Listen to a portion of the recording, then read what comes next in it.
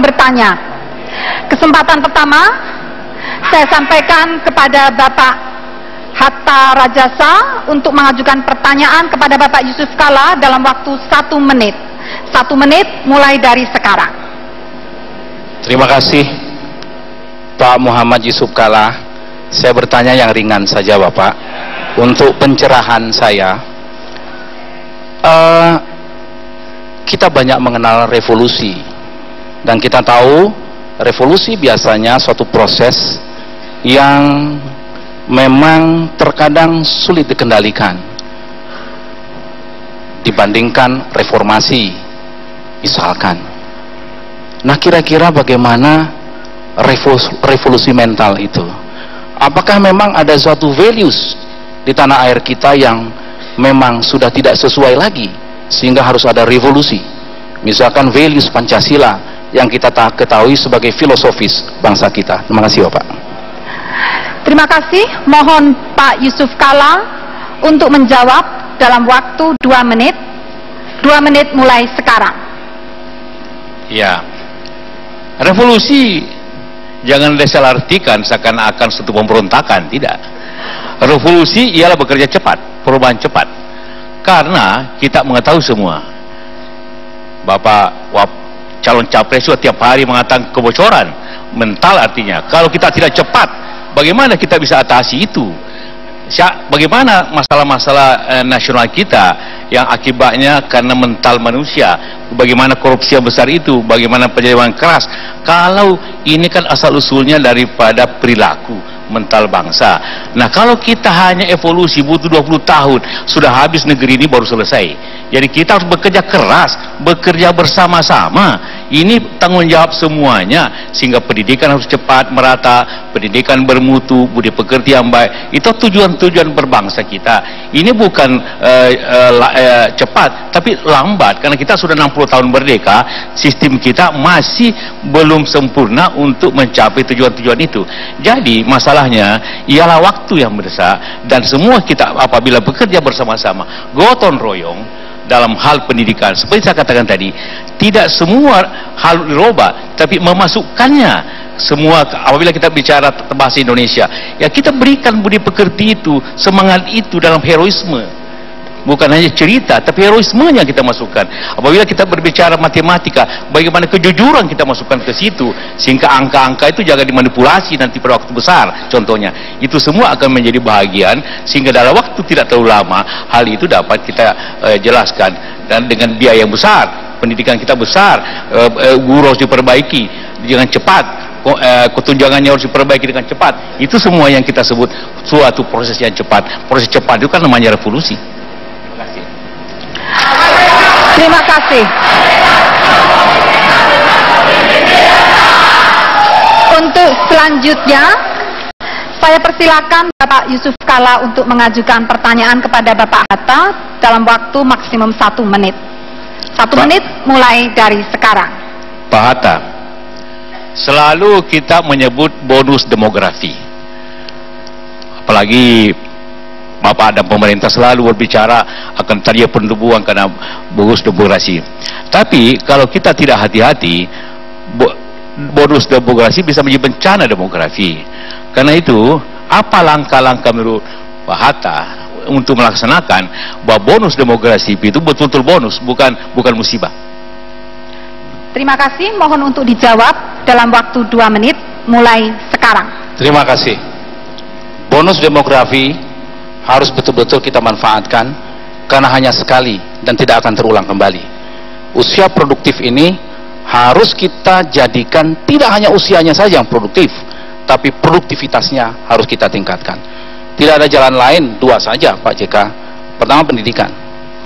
Pendidikan, dan yang cepat adalah bagaimana upaya-upaya kita, faktor yang kita sebut dengan total faktor productivity masuk ke dalam elemen pertumbuhan ekonomi kita, dan itulah yang kita sebut dengan science and teknologi. Oleh sebab itu, maka bonus demografi ini haruslah kita isi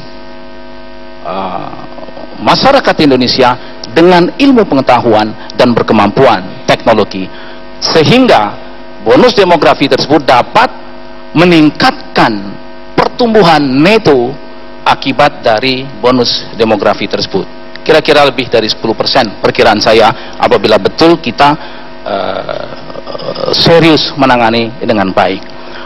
Yang kedua, bonus demografi ini haruslah betul-betul kita manfaatkan di mana kesenjangan usia yang muda, jadi usia 0 sampai 15 tahun yang non produktif dan usia di atas 60 tahun yang tidak produktif, yang ini itu kita dekati dengan program-program social protection, sedangkan program-program yang produktif kita dorong untuk meningkatkan kinerja dan mengembangkan dua program, yaitu employment dan kewirausahaan.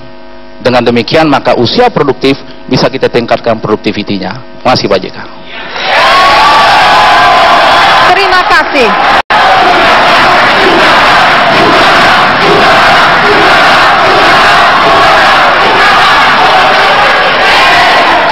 Berikutnya, saya persilakan Bapak Hatta Rajasa untuk memberikan pertanyaan kepada Bapak Yusuf Kala dalam waktu maksimum 1 menit. 1 menit mulai sekarang. Terima kasih. Barusan saya tadi mendengar Pak JK mengatakan soal sertifikasi guru.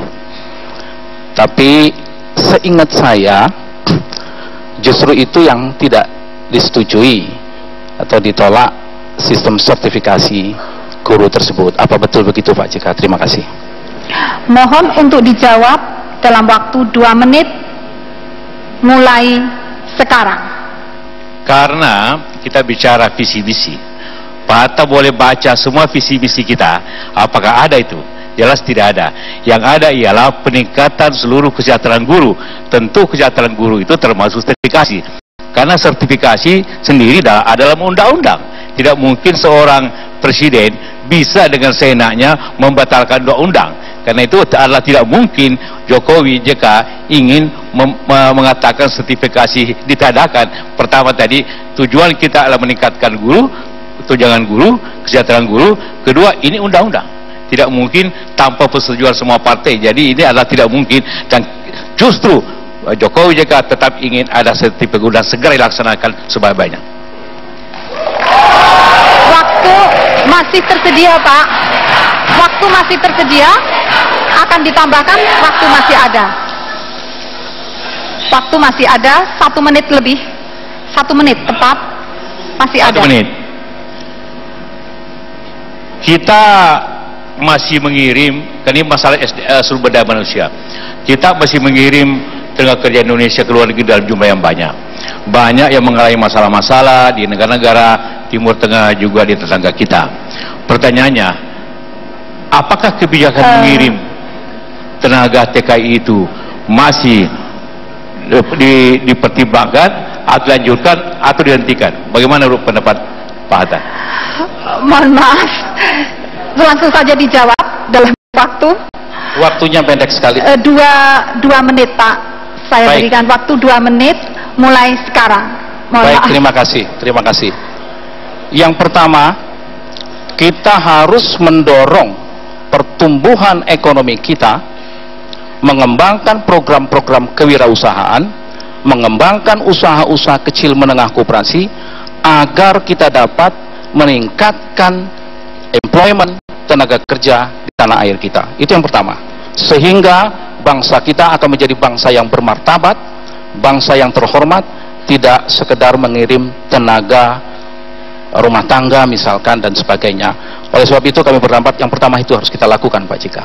Yang kedua, kita boleh mengirim tenaga ke luar negeri, tapi tenaga skill, bukan labor atau cheap labor atau tenaga murah, tenaga kasar, karena itu akan mengganggu harkat dan martabat bangsa kita.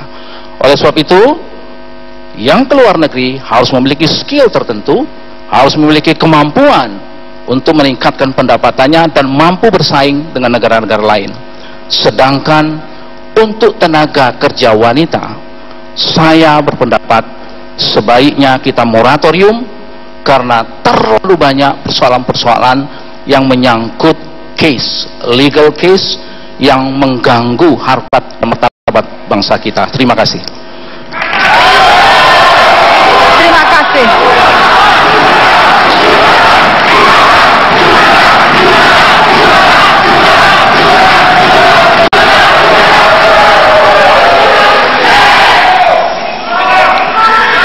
Hadirin sekalian, nampaknya perdebatan acara ini, debat ini semakin seru, dan tentunya pada segmen berikutnya kita akan melanjutkan dengan segmen saling berdebat.